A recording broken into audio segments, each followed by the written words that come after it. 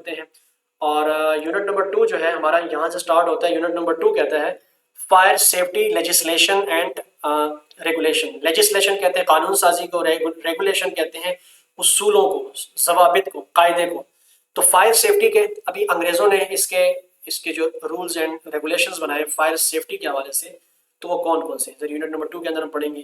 कि legislation, regulation, standards के बारे में पढ़ेंगे जो कि गवर्निंग टाइप ने बनाए हैं, जो गवर्नर लेवल, रियासती लेवल पे जो बने हुए हैं। जिम्मेदारियों के बारे में पढ़ेंगे कि रिस्पॉन्सिबिलिटीज ऑफ एम्प्लॉयर्स की क्या क्या जिम्मेदारियां हैं, कस्टमर्स एम्प्लॉयज़ की क्या क्या जिम्मेदारियां हैं, एंड अदर स्टेक होल्डर जो उस कंपनी के जो मालिकान हैं उनकी क्या क्या जिम्मेदारियां हैं जो कि, और consequences of non compliance with fire safety regulations की नताइज क्या क्या हो सकते हैं फायर सेफ्टी रेगुलेशंस के नतीजे में।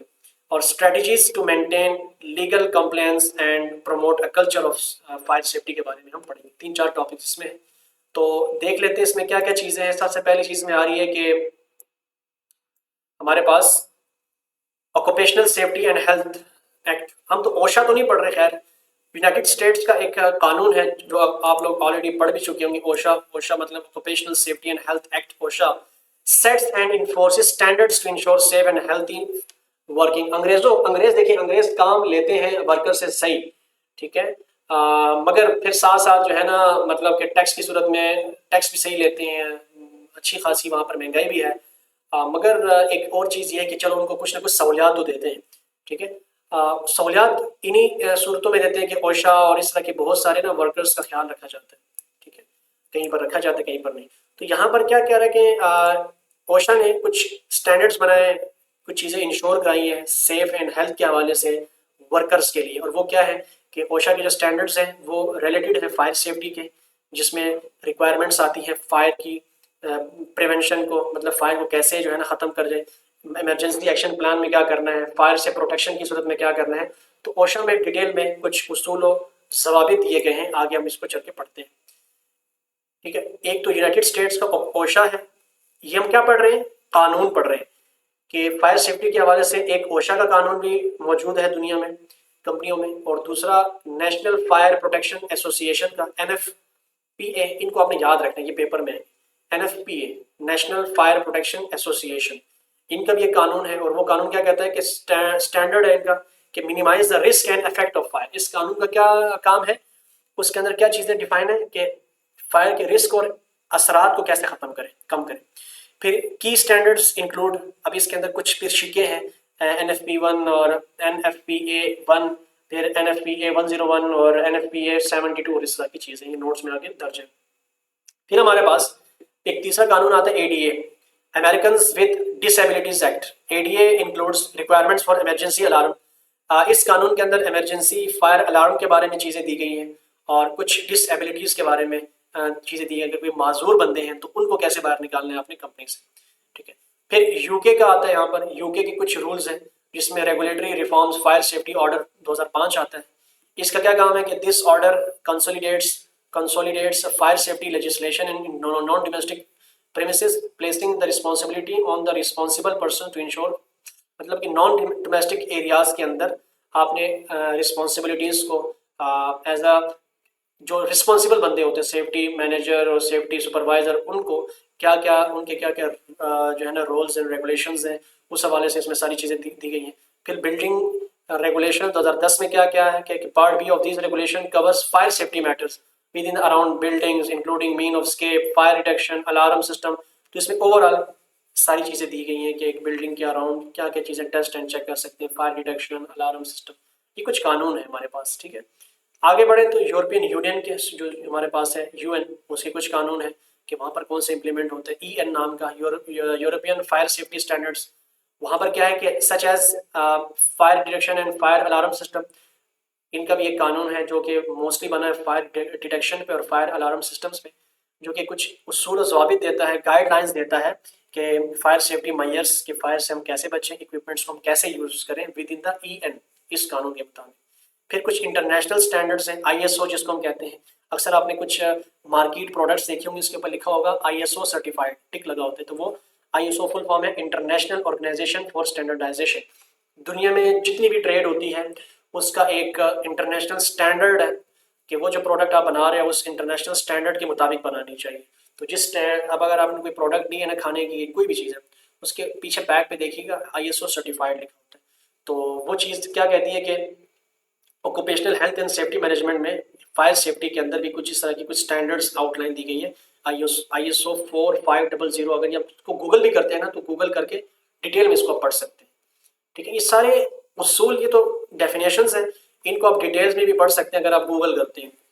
ठीक है जी, तो ये आपको नज़र आ जाएंगे सारे के सारे।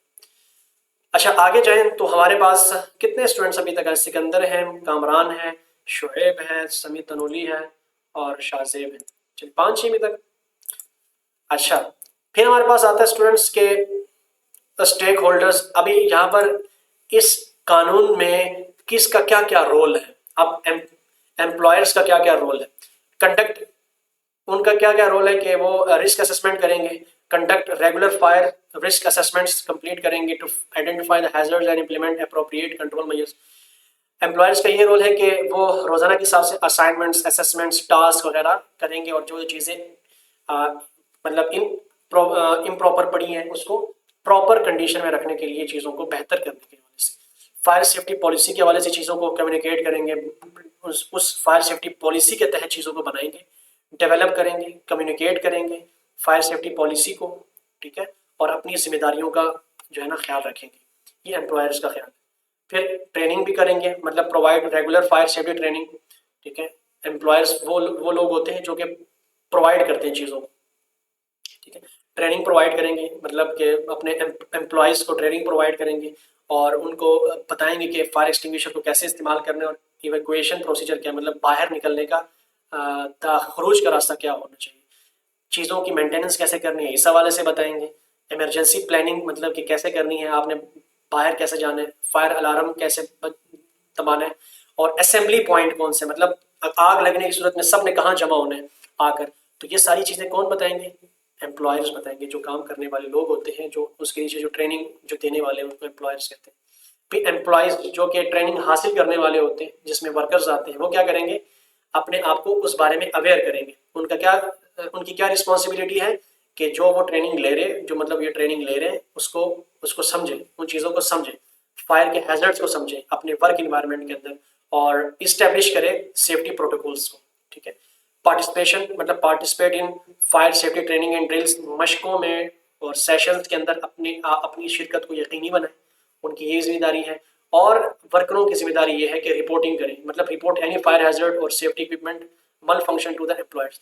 मतलब जहां एम्प्लॉयज़ का ये भी किरदार है, रिस्पॉन्सिबिलिटी है, जहां पर वो एक खराब, मतलब एक चीज़ खराब देखते हैं, मतलब एक तार पड़ी है नीचे पानी में, और वो किसको रिपोर्ट करें? एम्प्लॉयर्स को, जो उस अपने से ऊपर HR का जो तबका है अपने से, उनको रिपोर्ट करें।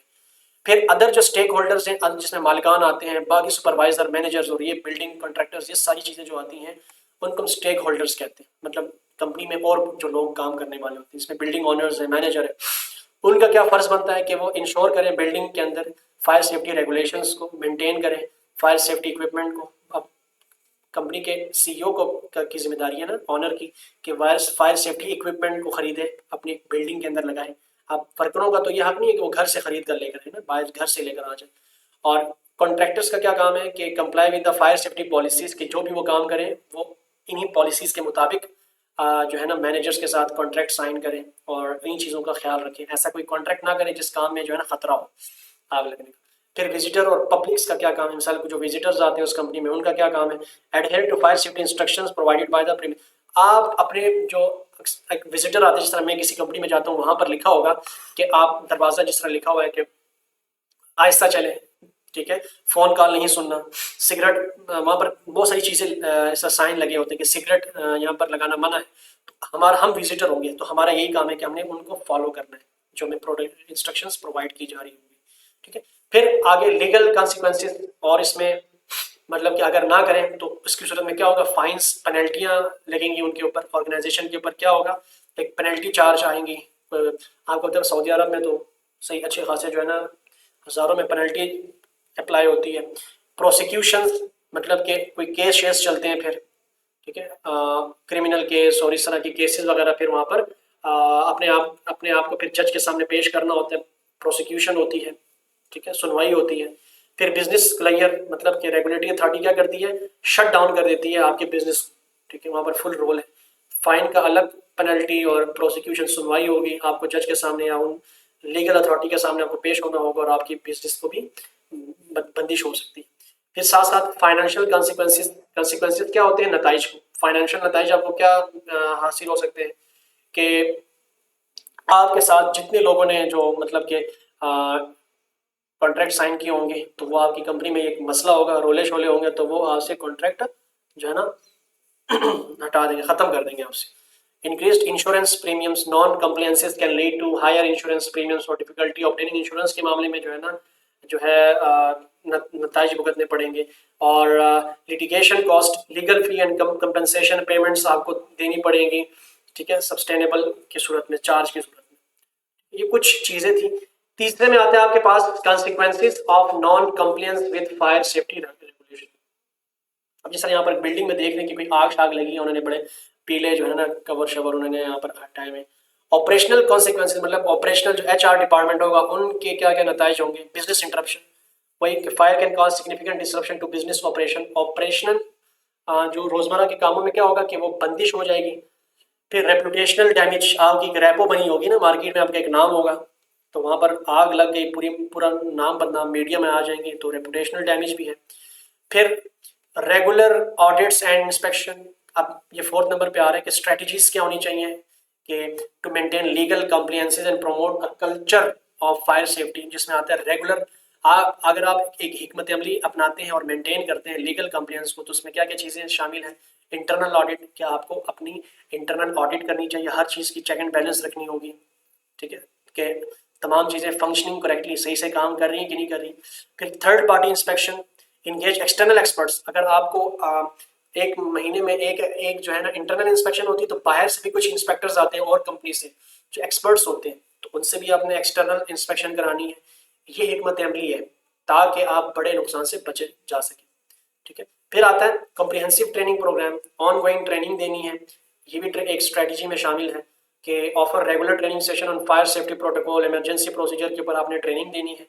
फिर tailored training, customized training program to address specific risk and scenarios relevant to different departments और रोल। ये टेलर ट्रेनिंग का ये मतलब है कि वहां पर आप एक सिनेरियो क्रिएट करते हैं, मतलब एक झूठी मोटी आग क्रिएट करते हैं और आप उनको कहते हैं कि आपने जो सीखा है आप इस आग को बुझाओ, तो इसको कहते हैं टेलर्ड ट्रेनिंग, ठीक है, आप ये कर सकते हैं। इफेक्टिव कम्युनिकेशन मतलब क्या है कि आप आग और इन पॉलिसीज के तहत काम करने के हवाले से और आग और इस नुकसान से बचने के हवाले से जो स्ट्रेटजी है उसमें कंपनी लेवल पे ये चीज़ भी है कि इफेक्टिव कम्युनिकेशन होनी चाहिए, मतलब पॉलिसी क्लियर होनी चाहिए, हर एम्प्लॉय को, हर स्टेक होल्डर को पूरी जो पॉलिसी गाइडलाइन है उनको क्लियरली कम्युनिकेट करें कि ये पॉलिसी है भाई, इसके मुताबिक हमने काम करना है, ठीक है। फिर इमरजेंसी प्रोसीजर में क्या करना है, डिस्प्ले इवैक्यूएशन रूट्स, आपने एक नक्शा, हर कंपनी में एक नक्शा बना होता है कि फर्स्ट फ्लोर का नक्शा, सेकंड फ्लोर का कि कौन सा गेट कहाँ पर है, तो वो आपने अवीज़ा करने हैं प्रोसीजर्स के, अभी मैं कहाँ पर मौजूद हूँ वो आपको कंपनी का वो सारा पता चल जाता है। फिर यहाँ पर आता है इन्वेस्टमेंट इन fire safety infrastructure, fire detection system आपने लगाना है, स्मोक डिटेक्टर्स लगाने हैं जो पहले भी हम बात कर चुके, सारी चीज़ें वही आ रही है, सेपरेशन सिस्टम, फायर एक्सटिंग्विशर, ये सारी चीज़ें लगानी है। फायर रेजिस्टेंट मटेरियल लगाना है जिससे फायर की आगे रेजिस्टेंट एक जिसको क्या कहते हैं एक रुकावट बन सके, इस तरह की मटेरियल्स आपने, ठीक है, इम्प्लीमेंट करनी है अपनी अपने उस फायर एक्सटिंग्विशर, अलार्म शलार्म, ये सारी चीज़ें लगानी है, इसके ऊपर इन्वेस्टमेंट करनी है। फिर creating a safety culture, leadership, commitment, employ involvement, recognition, reward, इसका मतलब ये है कि आपने ऐसा एक सोसाइटी क्रिएट करनी है अपनी उसके अंदर कि आप उसमें एम्प्लॉय को ट्रेनिंग देंगे, जो उस ट्रेनिंग में सही से जो है ना कंट्रीब्यूट करेगा, ट्रेनिंग हासिल करेगा, इस तरह एक ट्रेनिंग हासिल कर रहे हैं, आप में से जो अच्छे नंबर लेगा हम आपको इनाम देंगे, तो इसी तरह आप अपने वर्कर्स की सरमाना ट्रेनिंग देनी है, उसमें लीडरशिप रोल्स पैदा हो, एम्प्लॉय को इन्वॉल्व करना है, और जब उनकी ट्रेनिंग पूरी होगी, अब ये सारा वॉलंटियरिंग काम होगा, ठीक है जी, तो आपने उनको सेफ सिस्टम ऑफ वर्क के तहत उनको क्या करना है, आपने रिवार्ड्स देने, तो ये सारी चीज़ें हैं। तो यहाँ तक हमारा ये 2 यूनिट्स कंप्लीट हुए, इसके टोटल जो ये जो हमारे पास तीसरा यूनिट भी आ रहा है ना, ये थोड़े से पहले शुरू में थोड़े से लेंथी हैं, तो हमने तीसरा यूनिट नहीं कर पाएंगे, वो भी थोड़ा सा लेंथी है, तो हम कोशिश करेंगे कि अगर ये 2 दिनों में कवर होते हैं तो वेल एंड गुड, नहीं तो इंशाल्लाह हम इसको तकरीबन 3 दिन में इसको हम कवर करेंगे इंशाल्लाह, ठीक है, कोई मसला नहीं। 174 स्लाइडें हैं, कंटेंट है, इसके बाद फिर आपका पेपर भी बनेगा, ये सारी चीज़ें। तो शुरू की तो 3-4 तक जो है थोड़ा सा लेंथी है, फिर आगे जो है ना ये बेस है, ये 4 चीज़ों की समझ, 4 यूनिट्स की समझ आ गई ना, फिर आगे जितने भी है वो बस आपने आगे दौड़ना ही है, सारा कॉन्सेप्चुअल वही सारी चीज़ें हैं जो कि डिपेंड करेंगी पहले 4 यूनिट्स के ऊपर। तो इंशाल्लाह कल ज़िंदगी रही ना तो हम 3 से स्टार्ट लेंगे। 3 का जो है रिस्क असेसमेंट है और मैनेजमेंट। हमने आज जो सीखा वो हमने क्या क्या सीखा, यहाँ पर प्रिंसिपल सीखे, और दूसरी चीज़ हमने सीखी कानून, हमने सीखे कि क्या क्या कानून है ये वाले, ठीक है। कल इंशाल्लाह हम असेसमेंट्स वगैरह और इन चीज़ों को सीखेंगे, और बाकी सारा जो है ना एक आगे सारी की सारी वही चीज़ें, पुरानी बातें बार बार रिपीट होंगी और डिफरेंट टॉपिक्स आएंगे। तो इसलिए पहले जो 2-3, 3 नहीं 4 तक जो है ना ये यूनिट्स थोड़ी इंपॉर्टेंट है। तो इसको अगर आप लोगों ने सही से कवर कर लिया ना तो अगले आपको बस सिर्फ से गो थ्रू करने हैं, वो आसान है। तो हमने आज के जो 2 यूनिट्स हैं 8 में से वो कवर कर लिए। कल इंशाल्लाह हम कोशिश करेंगे कि 3, 4, 5 कर लें, फिर 6, 7, 8 कर लें, ठीक है, जितनी भी आसानी हमारे लिए होगी इंशाल्लाह। तो इन तीनों क्लासेस में या 2 क्लासेस इनमें अपने अपनी जो अटेंडेंस है वो लाजमन जो है ना 100% रखनी है। जो आज शरीक हुए बहुत शुक्रिया आप लोगों का, और हमारे पास 8 मिनट है, कोई अगर सवाल हो तो आप लोग कर सकते हैं, ठीक है। आज की क्लास मज़ीद बेहतर बनाने के लिए कोई तजावीज़ अगर आप देना चाहें, या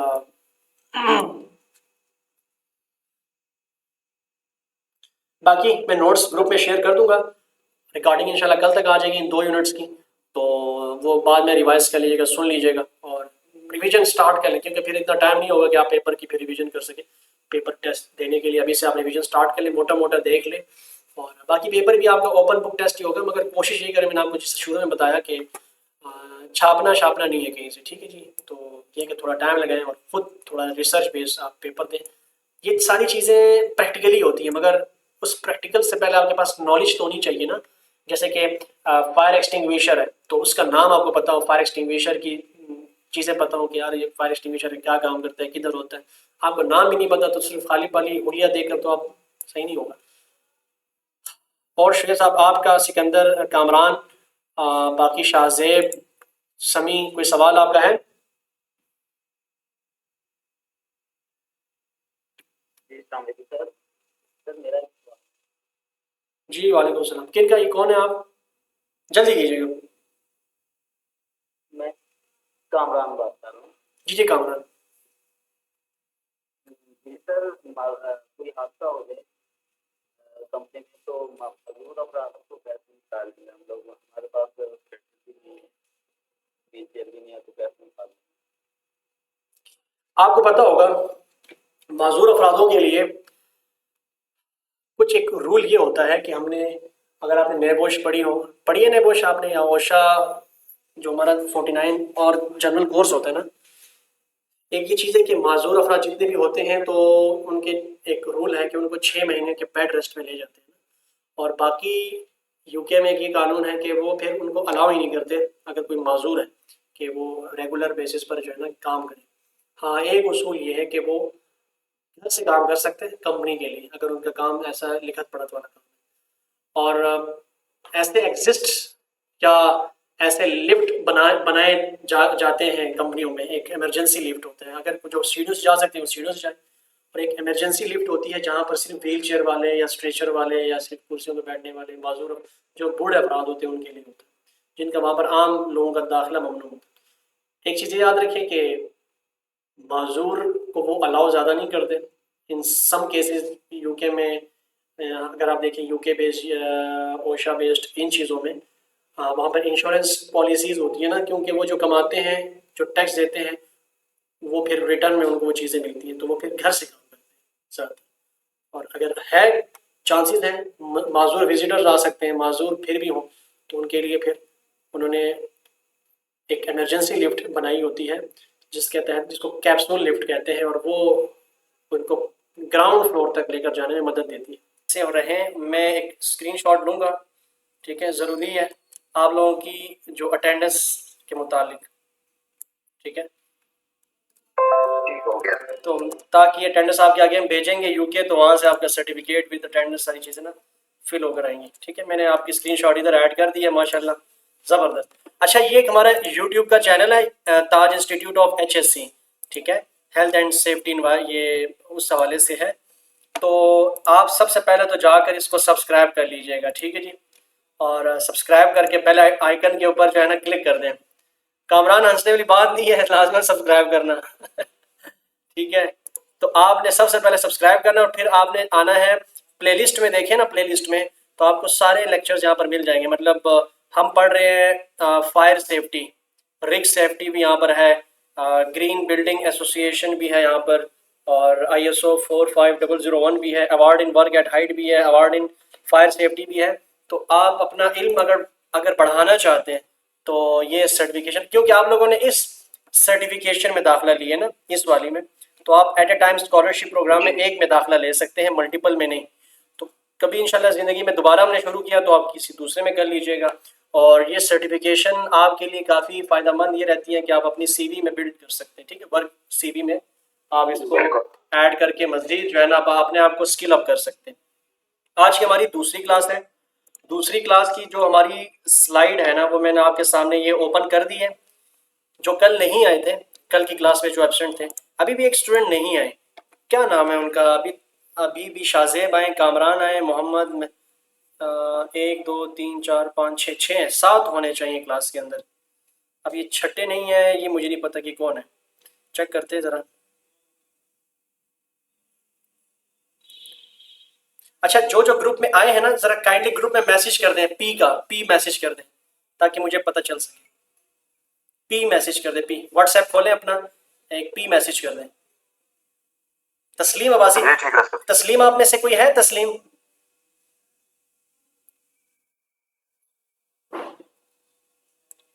अच्छा जिन्होंने, अच्छा ठीक है।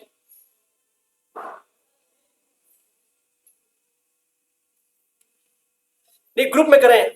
ग्रुप में करें। अच्छा, ग्रुप में तो चलो है, आप कर नहीं सकते, चलो खैर, ठीक है ठीक है ठीक है। सर वो ओनली एडमिन आ रहे हैं, सही है सही है, ना ओनली एडमिन कर सकते हैं ना।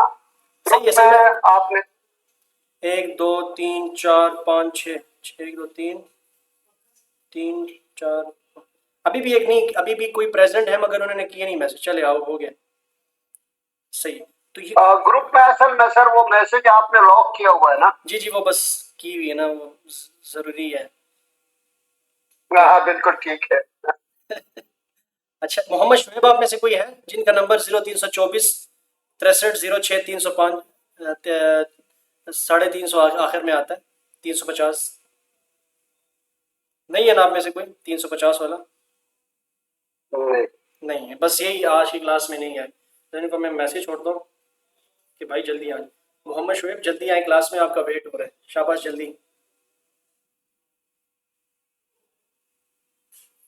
अच्छा स्टूडेंट, चले मोहम्मद शुएब आते रहेंगे। तो हम अपनी क्लास कल के हवाले से बता देते हैं, जो कल नहीं आए थे ना, तो मैं ज़रा ब्राइटनेस फुल कर देता हूँ, नाइट ऑफ। कल की क्लास में हमने इसके टोटल 8 यूनिट्स हैं। कितने यूनिट्स हैं इसके, इस कोर्स के? फायर सेफ्टी के टोटल हैं 8 यूनिट्स। ये हमारा 8वां यूनिट है, प्रैक्टिकल फायर सेफ्टी एक्सरसाइजेस, और इसका ये यूनिट नंबर 1 है, प्रिंसिपल्स ऑफ फायर सेफ्टी। मतलब ये कोर्स पूरा का पूरा आग और उसकी हिफाजत के मुतालिक है, हिफाजती इकदाम के मुतालिक है। ठीक है, तो इसके टोटल 8 यूनिट्स हैं। तो हम तो पहले ये सोच रहे थे कि इसको 2 दिन में ख़त्म करेंगे, 4 एक दिन में, 4 दूसरे दिन, मतलब इसके यूनिट्स ख़त्म करेंगे, मगर हो नहीं पाया क्योंकि लेंथी काफ़ी कोर्स। तो कल की क्लास में हमने पहला यूनिट और जो दूसरा यूनिट है ये वाला, fire safety legislation and regulations, ये हमने कल डिस्कस किया था। आज का हमारा टारगेट ये है कि आज हम इंशाल्लाह तीसरा chapter fire risk assessment and management ये डिस्कस करेंगे, और साथ साथ unit number 4 fire safety management system को डिस्कस करेंगे, और साथ साथ unit number 5 fire detection and alarm system. ठीक हो गया? तो आप लोगों का साथ चाहिए, जो चीज़ नहीं समझ आती। अच्छा ये देखिए, ये गूगल मीट है, शायद आप लोगों ने यूज़ किया हो क्योंकि सऊदी अरब में ज़्यादा जूम चलता है, मैंने एक्सपीरियंस किया है। तो अगर आपने कोई सवाल करना है, कोई एक सवाल करना हो तो ये चैट बॉक्स है, आप चैट बॉक्स में अपना सलाम दुआ और ये कर सकते हैं, ठीक है, मैसेज कर सकते हैं। और इंशाल्लाह सवालात इंशाल्लाह हम बाद में लेंगे, ठीक, आखिर में। अच्छा, आज यूनिट नंबर 3 शुरू करते हैं। यूनिट नंबर 3 से मैं यहाँ पर जाता हूँ ऊपर अपने यूनिट नंबर 3 की तरफ, स्लाइड शो में जाएंगे और यहाँ से फ्रॉम करंट स्लाइड के ऊपर क्लिक करेंगे। यूनिट नंबर 3 हमारा है fire risk assessment and management. तो फायर सेफ्टी के हवाले से ये कोर्स है और हमने कहा था कि कल कि फायर सेफ्टी क्या है, उसके प्रिंसिपल, उसके डायनामिक्स, उसके बिहेवियर के बारे में कल हमने पढ़ा था। और फायर सेफ्टी के हवाले से जो यूके बेस्ड, अमेरिकन बेस्ड, यूरोपीय यूनियन बेस्ड जो कानून है, जो उसूल हैं, लेजिस्लेशंस हैं, वो कल हमने डिस्कस किए थे। आज उसी का थर्ड चैप्टर है fire risk assessment and management को आज हमने ना थोड़ा सा डिस्कस करना है। नीचे जाते हैं नेक्स्ट स्लाइड के ऊपर। इसके अंदर 4 सब टॉपिक्स को हमने कवर करना है, जिसमें conducting through fire risk assessment, मतलब कि ये जो फायर रिस्क असेसमेंट और जो मैनेजमेंट का जो काम है, इसमें हमने कैसे करना है, फायर रिस्क असेसमेंट के थ्रू करना है कंडक्ट। फिर implementing appropriate risk control measures, हमने प्रॉपर जो रिस्क को ख़त्म करने के लिए, रिस्क को ख़त्म तो नहीं किया जा सकता मगर कंट्रोल तो किया जा सकता है, कम तो किया जा सकता है। उस हवाले से जो चीज़ें, जो मायारात हम रखेंगे, जो मेजरमेंट्स हम करेंगे, वो क्या होंगी, उसको कैसे इम्प्लीमेंट करेंगे।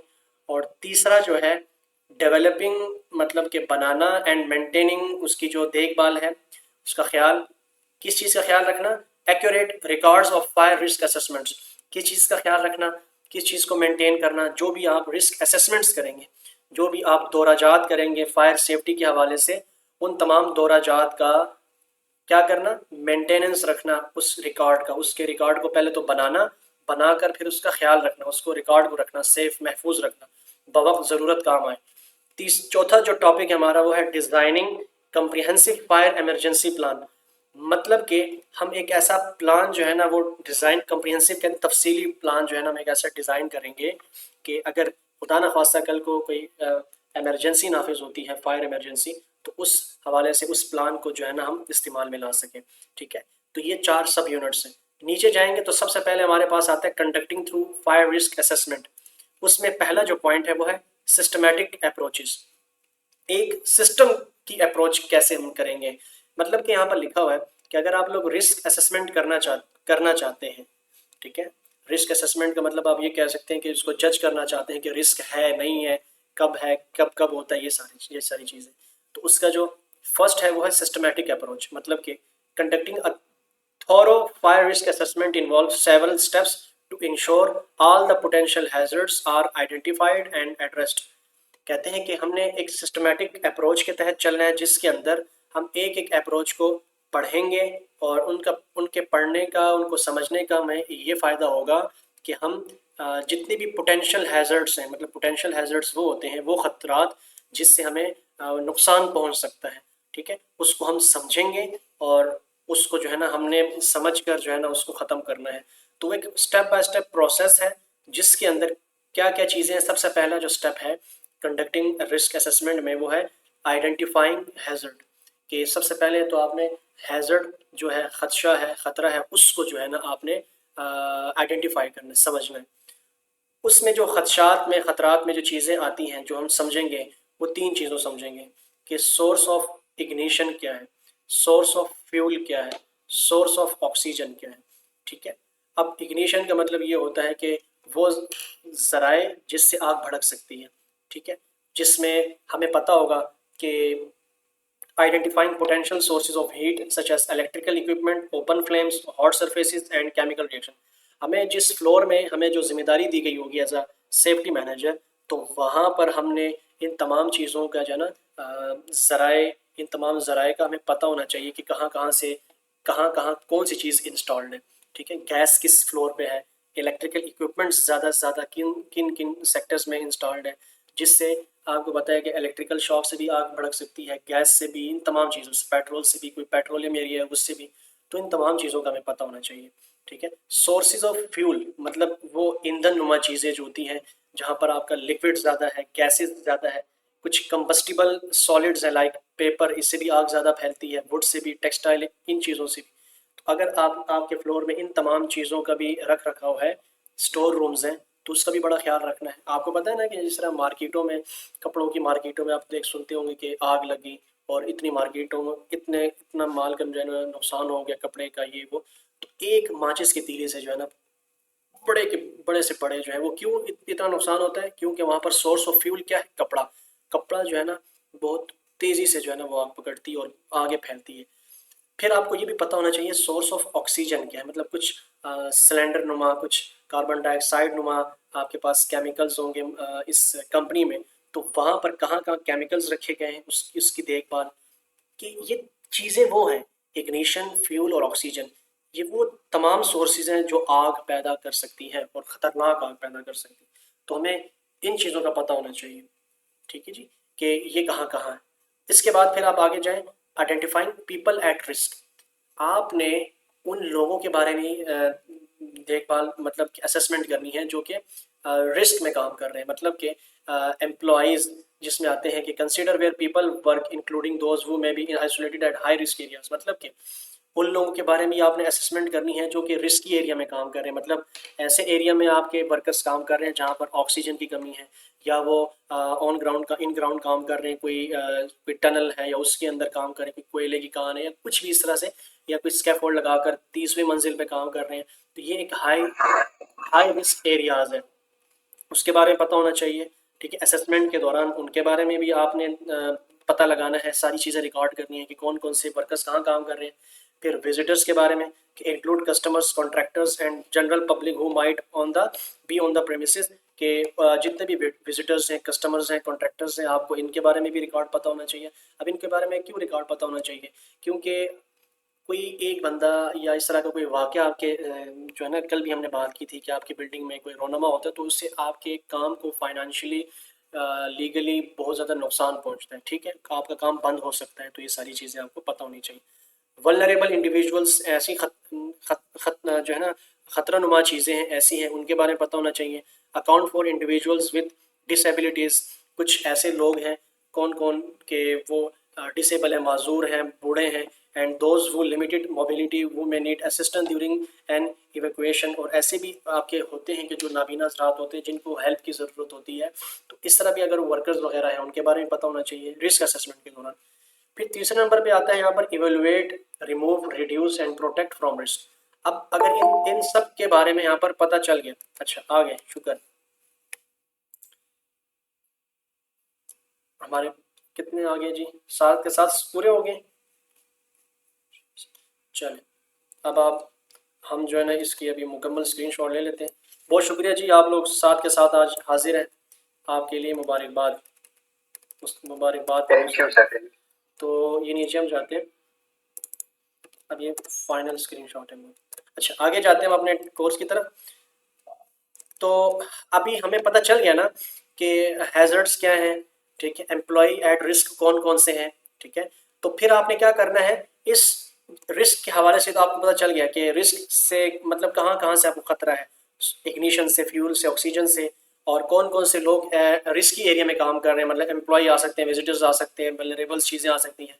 तो फिर आपने क्या करना है, अपने रिस्क को इवेलुएट करना है। इवेलुएट का मतलब क्या होता है कि आप रिस्क को ख़त्म तो नहीं कर सकते हैं मगर कम या ज़्यादा तो कर सकते हैं, ठीक है। तो आपने क्या करना है कि assess the likelihood of each hazard causing harm and the potential severity of the consequences. Likelihood का मतलब होता है किसी चीज़ के होने और ना होने के का जो एक रेशो है, मतलब अगर कोई चीज़ खतरनाक है तो वो कितनी खतरनाक, सर छुरी को ले लें, जो कल मैंने मिसाल दी थी, छुरी खतरनाक भी है और ठीक भी है, मगर आप उसको सही यूज़ करेंगे तो वो ठीक है, ख़राब यूज़ करेंगे तो ख़तरनाक, ठीक है। तो इसको कहते हैं लाइकलीहुड, ठीक होगी जी। और कॉन्सिक्वेंसेस का मतलब होता है आप इसकी लाइकलीहुड की ये भी मिसाल ले सकते हैं, आग आग एक हद तक हम जलाएंगे जिससे खाना बन सके, और ज़्यादा जलाएंगे तो वो ज़्यादा खतरे वाली चीज़ है, तो ये लाइकलीहुड के अंदर आती है, चांस चांस कह सकते हैं लाइकलीहुड। और कॉन्सिक्वेंस का मतलब होता है जो नताइज होते हैं, ठीक है।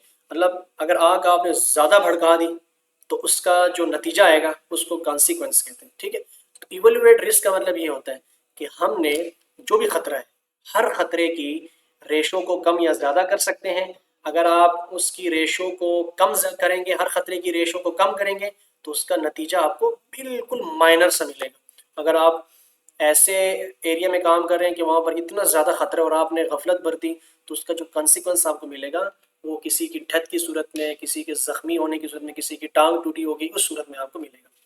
ठीक है, इवेलुएट रिस्क करेंगे, रिस्क असेसमेंट के अंदर आ रही है। फिर रिमूव और reduce risk, implement measures to eliminate hazards where possible और reduce the risk of ignition and spread of fire. आप इम्प्लीमेंट करेंगे कुछ ऐसी मेजरमेंट, कुछ ऐसे मतलब कि स्टेप्स जिससे आप एलिमिनेट हैजर्ड खतरे को ख़त्म कर सकते हैं, मगर रिस्क को क्या कर सकते हैं, रिड्यूस कर सकते हैं। ठीक है, खतरा ख़त्म हो सकता है मगर रिस्क ख़त्म नहीं हो सकता, रिस्क फिर भी रहता है। ठीक हो गया, तो इसमें ये करना है। फिर प्रोटेक्ट पीपल, फिर आपने अपने जो लोग काम कर रहे हैं, आसपास के जो लोग हैं और जो वो लोग जो एम्प्लॉई हैं जो आपके लिए काम कर रहे हैं उस एरिया में, उनको भी प्रोटेक्ट करना है। मतलब install fire detection and separation system, ensure clear evacuation routes and provide appropriate training to all building occupants. अच्छा, अगर इन चीज़ों को अगर हम देखें ना तो ये ख्वाब की सूरत में नज़र आ रहा होता है। अगर हम पाकिस्तान की बात करें तो इन चीज़ों के ऊपर तो बिल्कुल ध्यान नहीं है। हाँ, ये बाहर मुल्कों में ना तो ये कुछ चीज़ें इम्प्लीमेंट लाजमन की जाती हैं, बड़ा ख्याल रखा जाता है वर्कर्स का। तो आगे जाते हैं फिर चौथे नंबर पे असेसमेंट में, कंडक्टिंग रिस्क असेसमेंट में चौथे नंबर पे जो स्टेप आता है वो है record, plan, inform, instruct and train. ठीक है, पहला स्टेप क्या था, खतरों के बारे में जांचना कि कहाँ कहाँ खतरा है आपकी बिल्डिंग में, कहीं पर भी वर्क प्लेस में। दूसरे पे अपने लोगों के बारे में जांचना कि कौन कौन से लोग खतरे में हैं, हो सकते हैं। तीसरा हाँ बिल्कुल।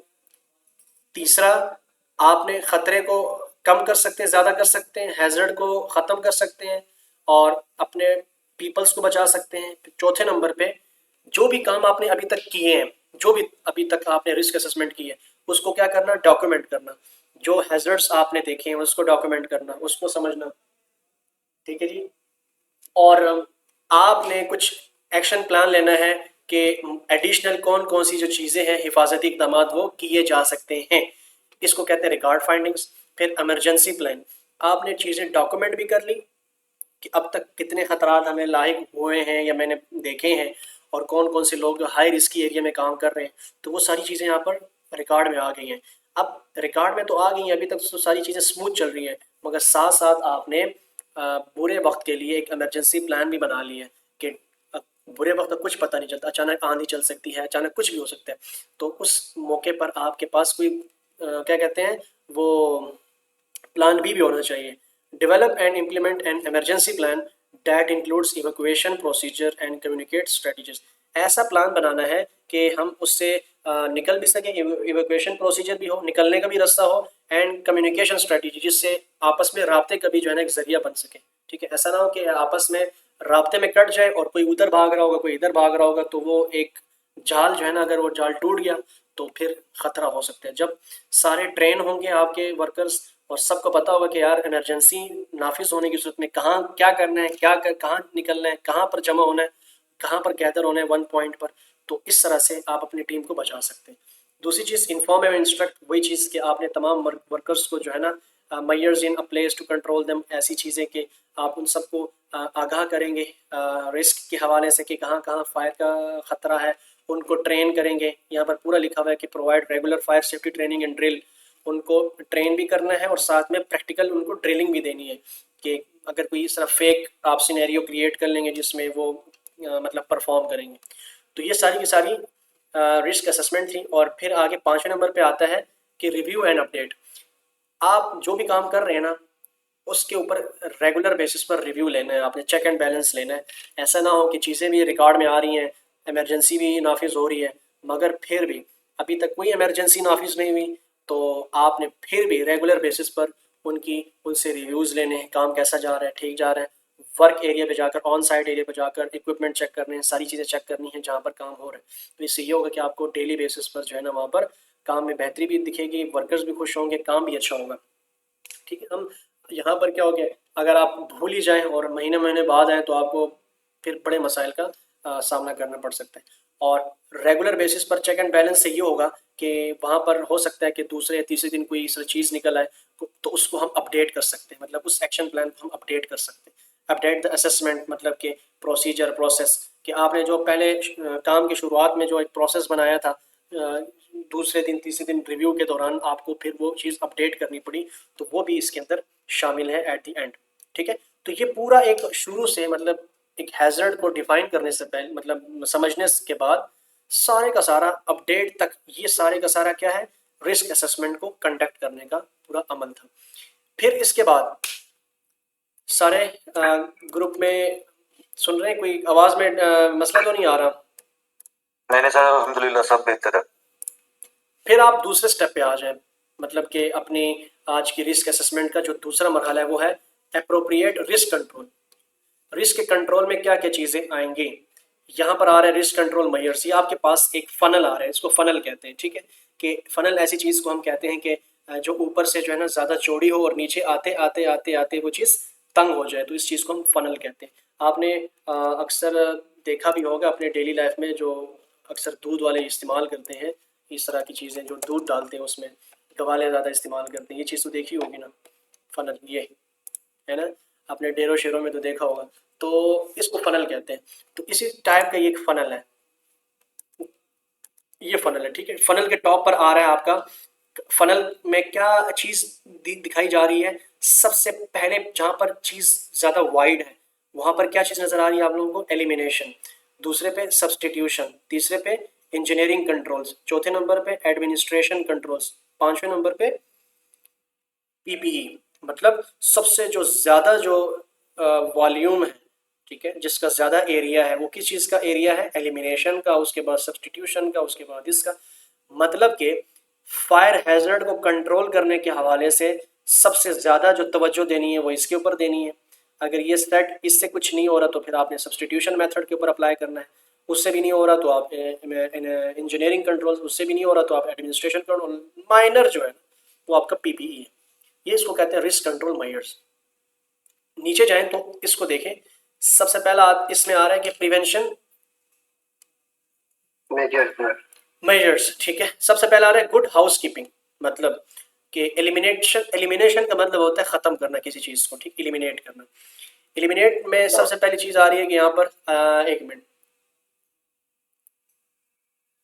सबसे पहली चीज़ें आ रही है यहाँ पर good housekeeping, keep area clean and free from clutter to minimize the amount of combustible. वही चीज़ है कि अपने साइड एरिया को साफ सुथरा रखें, गंदगी से दूर रखें वगैरह वगैरह, जिससे आग जो है ना भड़के ना, ठीक है, खतरा ना हो, कोई आग लगा कर चला जाए। फिर इलेक्ट्रिकल सेफ्टी के regular inspect and maintain electrical installation and equipments to prevent faults that could cause Fyers.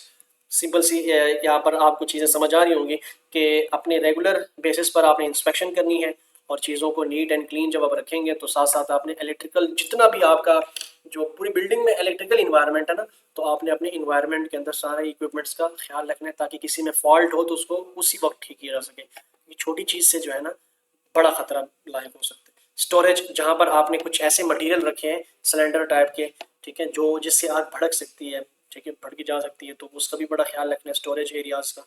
फिर प्रिवेंटिंग मतलब एलिमिनेशन मेजर्स में फायर डिटेक्शन सिस्टम है, install smoke detectors, heat detectors and fire alarms to prevent early warning of fire.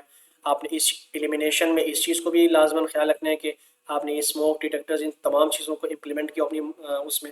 Fire suppression system में ये fire extinguishers आते हैं जिससे आग ख़त्म की जा सकती है, आपने इन चीज़ों का भी ख्याल रखना है। कुछ ऐसे फायर होजेज बनाने, ऐसे कुछ जिसको कहते हैं ना वो वेंटिलेशन, जिससे जो है ना फायर का कंट्रोल कम किया जा सके, ठीक है जी, ख़तरा जो है ना उसका कम किया जा सके। और फायर रेजिस्टेंट मटेरियल, रेजिस्टेंट कहते हैं ऐसी चीज़ जो कि दरमियान में रुकावट बनाई जा सके आग के लिए, तो ऐसे मटेरियल को, केमिकल्स को, वार्निशिंग्स को आपने इस्तेमाल करना है, जिससे आग के अगर आग फैल रही है तो कुछ फायर एक्सटिंग्विशर, कुछ फायर सपरेशंस, तो कुछ उस फायर रेजिस्टेंट मटेरियल से जो है ना वो उस आग के ऊपर काबू पाई जा सकती है, ठीक है जी। और ये चीज़ें तब तक के लिए होती हैं जब तक फायर ब्रिगेड्स वाले नहीं आते, ठीक है, तब तक के लिए। और ये करेंगे कौन, ये आपके पूरा वो स्टाफ अमला करेगा, एम्प्लॉय। फिर तीसरा जो हमारे पास आता है प्रोसीजरल मेजर्स, उसमें प्रोसीजर के तहत आपकी इमरजेंसी प्लानिंग आती है, जिसमें कम्युनिकेशन है कि असेंबली पॉइंट यहाँ पर बड़ा एक मेजर पॉइंट है कि आपने तमाम इमरजेंसी प्लान में आपने तमाम वर्कर्स को कैसे ट्रेन किया हुआ होगा, मतलब ट्रेन और ड्रिलिंग के तहत आपने उनको समझाया होगा कि इमरजेंसी प्लान में आपने कहाँ पर, किसी एक जगह पर इकट्ठे होना है, यहाँ पर जिस तरह असेंबली पॉइंट है, किसी एक एरिया पर आपने आपने सबने आना है, तो उसमें कम्युनिकेशन की क्या स्ट्रेटजी होगी, आपने उनको क्या आलात दी हुई होंगी जिससे वो आपस में कम्युनिकेट करेंगे और असेंबली पॉइंट में इकट्ठे होंगे, तो वो बड़ा मैटर करता है। इनकी प्रोसीजरल मेजर्स में, रिस्क कंट्रोल मेजर्स में मेन चीज़ ये है कि ट्रेनिंग देनी है, ड्रिल देनी है, मशकें करवानी है उनसे, क्योंकि ट्रेनिंग और ड्रिल नहीं देंगे तो फायर एक्सटिंग्विशर का क्या करना है आपने, जब उनको चलाना ही नहीं आता होगा, जब उनको खतरा होगा कि इसको उठाना कैसे, क्योंकि वजन भी होता है। फिर साथ साथ उनकी मेंटेनेंस भी करनी है इन चीज़ों की, अपने फायर सेफ्टी इक्विपमेंट्स की मेंटेनेंस रखनी है। ऐसा ना हो कि जब आपका फ्लोर जब तैयार हुआ तो फायर एक्सटिंग्विशर आए थे और फिर आपने उन चीज़ों का ख्याल नहीं रखा, वो फायर एक्सटिंग्विशर कब के एक्सपायर हो चुकी हैं या ख़त्म हो चुके हैं, और इमरजेंसी के दौरान आप उसको यूज़ कर रहे हो और आपको पता चले तब कि ये तो ख़त्म हो चुका है इसके अंदर जो पाउडर है। तो ये सारी चीज़ें मेंटेनेंस में आती हैं। फिर रिकॉर्ड कीपिंग का एक, ये वही चीज़ें बार बार रिपीट हो रही हैं, ठीक है।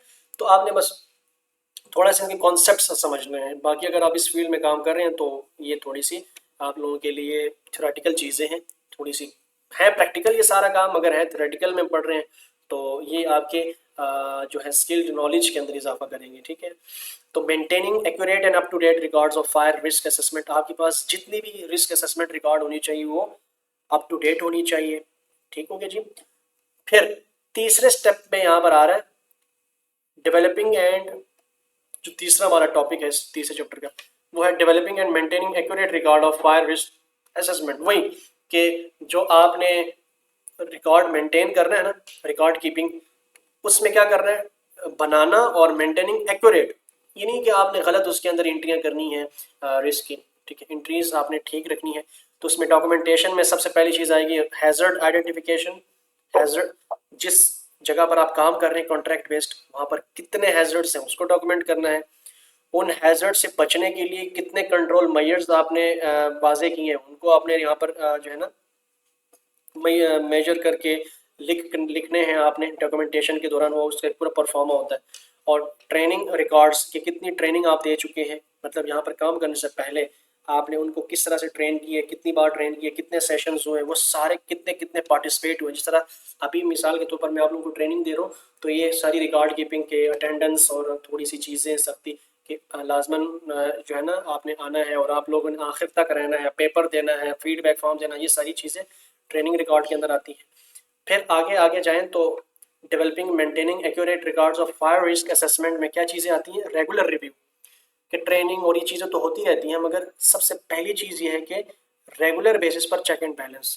ये थोड़ा सा हम सुस्ती करते हैं, ठीक है, वैसे एज इंसान देखें तो हम भूल जाते हैं चीज़ों को सपोर्ट करके। तो शेड्यूल्ड रिव्यू, इसी तरह अलार्म चीज़ें हमारे मोबाइल्स के अंदर जो पूरा गूगल जो है हमारे पास गूगल कैलेंडर है, तो लोग स्केजुअल बनाते हैं पूरे पूरे साल का, पूरे पूरे वीक्स का, पूरे पूरे हफ्तों का, और हर दिन आप ना कोई अलार्म सेट कर सकते हो, ठीक है।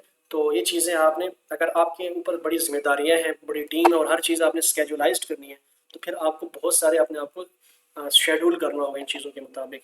इंसिडेंट रिव्यूज़, एक होता है एक्सीडेंट और एक होता है इंसिडेंट। एक्सीडेंट कहते हैं हादसे को और इंसिडेंट कहते हैं वाक़े को। हादसा वो होता है जिसमें कोई इंजरी होती है इंसान को, फिजिकल इंजरी, और इंसिडेंट वो चीज़ होती है जिसमें इंसान को इंजरी तो नहीं होती मगर इंसान को, हम कहते हैं नहीं बाल बाल बच के, ठीक है, एक वाक़या रोनमा हो जाता है, और उसमें शुक्र है कोई जानी माली नुकसान भी नहीं होता, मगर बहुत बड़े ख़तरे से इंसान बच जाता है, और फिर हम जो है ना पाकिस्तानी हम काले चने बांट रहे होते हैं मोहल्ले में। तो ये इंसिडेंट है। अच्छा, इंसिडेंट की वजह से ये चीज़ें होती हैं कि आपको फिर अवेयर होना पड़ जाता है। ओ मैं तो उसके हवाले से बिल्कुल जो है ना ध्यान ही नहीं था मेरी इसकी तरफ कि ये हो भी सकता है, तो फिर आप आइंदा फिर ख्याल रखते हैं इन चीज़ों का। तो इसको इंसिडेंट रिव्यूज़ का भी बड़ा ख्याल रखना है। फिर अपडेटिंग रिकॉर्ड है। अब ये जो रिकॉर्ड हम यहाँ पर देखें डॉक्यूमेंट कर रहे हैं, उसका रिव्यू ले रहे हैं रेगुलर बेसिस पर, चेक एंड बैलेंस, तो उसके अंदर जहाँ जहाँ पर अगर मिसाल के तौर पर कोई इंसिडेंट आता है, उसमें कोई ऐसा वाक़या रोनमा होता है और उस वाक़े ने पूरे का पूरा प्रोसीजर ही आपका चेंज कर डाला, तो फिर आपने उस रिकॉर्ड को अपडेट भी करना है। Change in premises, updated risk assessment और reflect any change in building layout, occupancy और यूज़। मिसाल के तौर पर इसमें यही कहा जा रहा है ना अपडेटिंग रिकॉर्ड की, अगर किसी इंसिडेंट की वजह से, मतलब वो ऐसा इंसिडेंट था जिसमें जो स्विचेस और इन चीज़ों की जो प्लेसमेंट थी वो कुछ अलग तरीके से की थी, तो आपने फिर उन स्विच बोर्ड्स उनकी जगह चेंज कर दिया, जो रूम का ओवरऑल लेआउट है उसको चेंज कर दिया। न्यू हैज़र्ड्स को आपने फाइंड करना है कि यार ये देखिए इंसिडेंट हुआ तो ये एक नया हैज़र्ड यहाँ पर जो है पैदा हुआ है, तो इसको कंट्रोल मेजर करने के हवाले से और उसको आइडेंटिफाई करने वाले से उसको अपडेट कर देना है रिकॉर्ड के अंदर कि हमारा तो इस हवाले से बिल्कुल ख्याल नहीं था, मगर हो गया अब काम, तो इस हैज़र्ड को भी हमने आगे रिकॉर्ड के अंदर साथ साथ अभी पुश करना है। ठीक है, फोर्थ स्टेप पे हमारे पास आता है यहाँ पर designing comprehensive fire emergency plan. इसके अंदर वही सारी चीज़ें आती हैं। देखिए यहाँ पर अगर आप नीचे एक विजुअल में देख रहे होंगे कि फायर एक्सटिंग्विशर मतलब फायर इमरजेंसी प्लान में क्या क्या चीज़ें आपने ऑलरेडी अपनी कंपनी के अंदर रखनी है, वो क्या क्या है।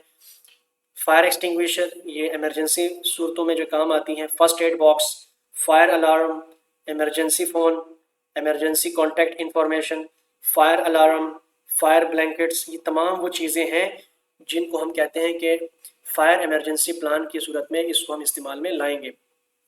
अब ये की कंपोनेंट्स आगे हम देखें, ये लिखे हुए हैं कि इवैक्यूएशन प्रोसीजर।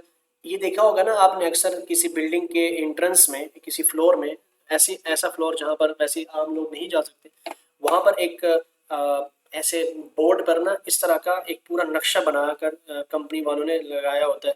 कोई हॉस्पिटल है तो हॉस्पिटल में, कोई सॉफ्टवेयर हाउस है या कोई टेलीकम्युनिकेशन इदारे में आप चले जाएं, जिसमें वो सारी चीज़ें बताई हुई होती हैं कि कहाँ कहाँ फायर एक्सटिंग्विशर्स रखे गए हैं, कहाँ कहाँ फायर फर्स्ट एड बॉक्स रखे गए हैं, कौन कौन सी सीढ़ी है वो इमरजेंसी सूरतों में भागने के लिए या इससे बिल्डिंग से बाहर निकलने के लिए इस्तेमाल होगी। तो ये वो सारी चीज़ें हैं जो एक नक्शा सा बनाया होता है, तो इसको कहते हैं इवैक्यूएशन प्रोसीजर। उसके अंदर रूट्स डिफाइन किए हुए होते हैं, लिफ्ट, इमरजेंसी लिफ्ट, ठीक है, इसको क्या कहते हैं, और असेंबली पॉइंट उसमें जो है वो कि कहाँ पर सब ने जमा होना है। तो ये जो चीज़ है ना, ये चीज़ इसको कहते हैं इवैक्यूएशन प्रोसीजर, ये आपका होना चाहिए।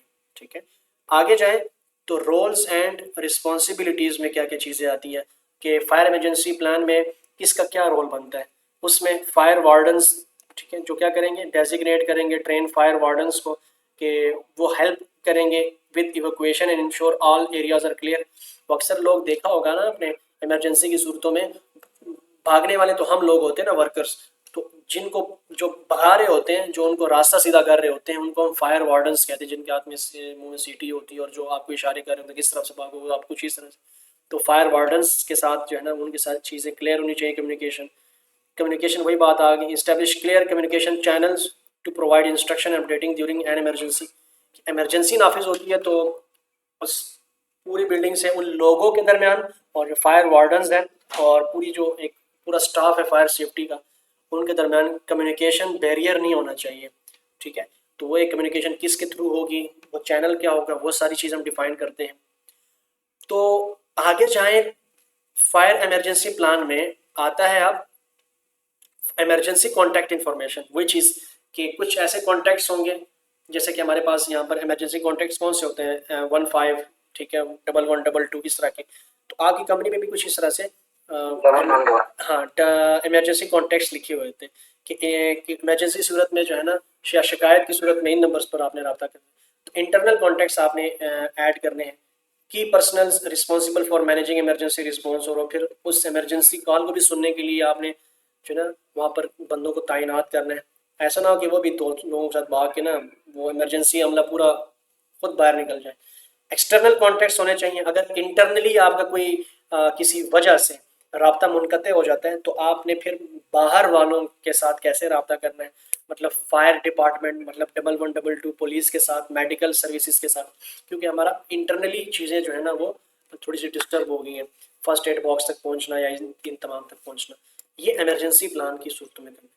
फिर स्पेशल कंसिडरेशन में आपने किन किन चीज़ों को रखना है, हाई रिस्क एरिया को रखना है, वल्नरेबल इंडिविजुअल, वो कुछ ये देखें स्पेशल कंसिडरेशन मतलब जो हम ज़्यादा जो तवज्जो देंगे वो किन लोगों पर, डिसेबल लोगों को, इंडिविजुअल, ऐसे इंडिविजुअल जो मतलब विजिटर्स बीच में कुछ आ गए जिनको एक्शन प्लान का नहीं पता कि कहाँ से निकलना है, उनको डोर्स का नहीं पता, कुछ माजूर अफराद, उनके लिए। हाई रिस्क एरिया को हम ज़्यादा तवज्जो में रखेंगे, कौन मतलब kitchen, chemical storage room, server room, ठीक है, सर्वर रूम तो सारा का सारा इलेक्ट्रिकल एप्लायंसेस से भरा हुआ होता है, तो और उसमें हीट इतनी होती है और उस हीट को कम करने के लिए आपने देखा होगा अक्सर सर्वर रूम्स को एसीज और कुछ इस तरह के चिलर्स लगाए होते हैं ताकि उस रूम को हीट को ठंडा रखें। तो ये सारे के सारे हाई रिस्क एरिया में आते हैं, आपने इनके ऊपर खसूसी तवज्जो रखनी है। और 5वें नंबर पे इमरजेंसी प्लान, जो फायर इमरजेंसी प्लान है उसमें 5वें नंबर पे जो स्टेप आता है रेगुलर ड्रिल्स एंड ट्रेनिंग। आपने रेगुलर मशकें करवानी है, प्रैक्टिस करवानी है, इसलिए ताकि फिर उनको सारी चीज़ें पता हो कि इमरजेंसी सूरतों में हमने कैसे भागना है, कहाँ से भागना है, कितने कितने टोले बनकर हमने भागना है यहाँ से, ठीक है, और किसने क्या करना है। तो ये हमारा लेसन नंबर यहाँ पर 3 ख़त्म हुआ। ठीक है, मैं अपनी रिकॉर्डिंग को ना यहाँ पर मैं अपनी रिकॉर्डिंग को यहाँ पर रोक